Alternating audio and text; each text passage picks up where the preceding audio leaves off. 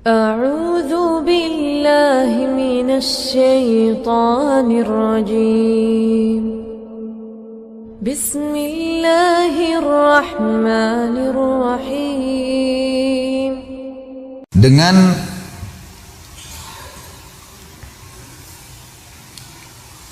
masuk Islamnya seorang anak muda di di Inggris.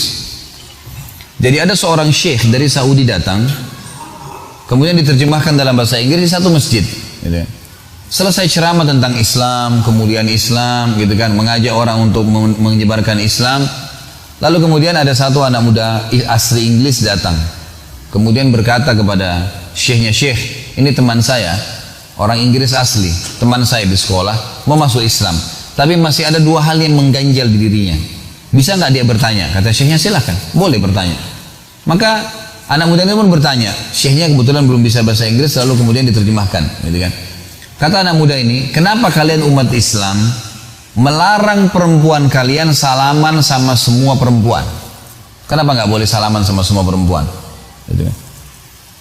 Sementara kami bebas mau salaman sama siapa saja. Dan kita tahu memang dalam Islam, maaf ini sekalian saya jelaskan hukumnya, keluar sedikit dari kisah ini. Dalam Islam, maaf Bapak Ibu sekalian, tidak boleh salaman sama sembarangan orang kecuali mahram, gitu kan. Kata Nabi SAW, "La yuta'ananna ahadukum bimikhyatin min hadid khairun lahu min an tamassu yadi imra'atun la tahillullah." Seseorang dari kalian ditusuk dengan besi yang tajam jauh lebih mulia daripada dia, jauh lebih ringan bagi dia dibandingkan dia menyentuh tangan wanita yang tidak halal buat dia.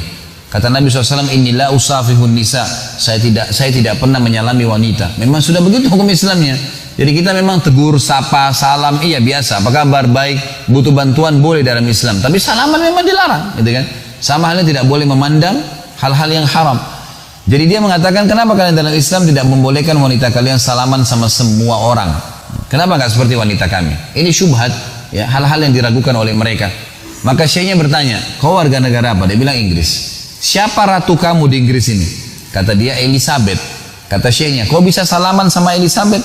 Kata dia bilang, "Tidak bisa." "Kenapa tidak bisa?" Kata syekhnya. Dia bilang, "Karena itu ratu, tidak sembarangan orang salaman dengan dia." Kata syekhnya, "Semua wanita muslimah seperti Elizabeth, ratu, nggak boleh sembarangan orang salaman." Jadi memang ada tujuan syariat ini, bukan main-main, gitu kan. Lalu yang kedua, dia bilang, "Kenapa kalian menyuruh wanita kalian tutup aurat? Kenapa harus taruh jilbab dari kepala sampai kain, bahkan ada yang pakai cadar? Kenapa nggak seperti perempuan kami, mau pakai baju nggak pakai baju terserah? Kenapa harus begitu?" Gitu. Syekhnya lalu mengeluarkan dua buah permen dari kantongnya, satu dibuka bungkusnya, satu dibiarin terbungkus, digeletakin di lantai masjid. Kata syekhnya, "Kalau saya suruh pilih kamu permen ini, yang mana kau pilih?"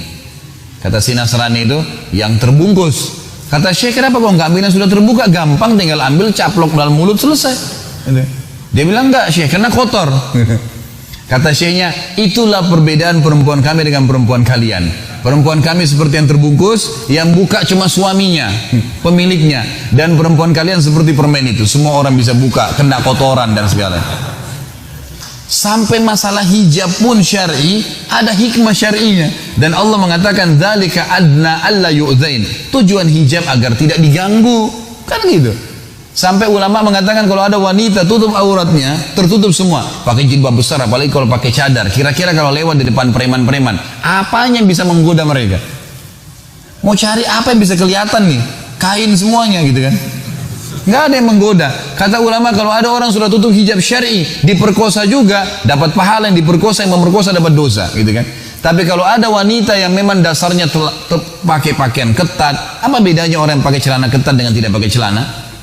Sama saja, beda di warna. Orang sudah tahu bentuk tubuhnya. Kata ulama, kalau ada orang perempuan diperkosa, dasarnya dia penyebab fitnah, dua-dua dapat dosa. Yang memerkosa dan yang berkosa, dua-dua dapat dosa. Padahal ini diperkosa ya, karena dia penyebab fitnah itu. Jadi Islam datang dengan kemuliaan, teman-teman sekalian. Makanya Allah sebagai penutup perkataan saya berkata, "Wala tamutunna illa wa antum muslimun." Pertahankan, jangan sampai mati kecuali dalam keadaan Islam. Ini agama yang benar. Dan sudah panjang lebar saya jelaskan dari definisi sampai bukti-bukti sejarah, sampai akhirnya kita buktikan dengan banyaknya orang-orang pintar yang menganut agama Islam ini. Maka bersyukurlah kepada Allah karena Anda lahir dalam keadaan Islam, atau Anda mendapatkan hidayah setelah Anda dewasa. Allahu a'lam.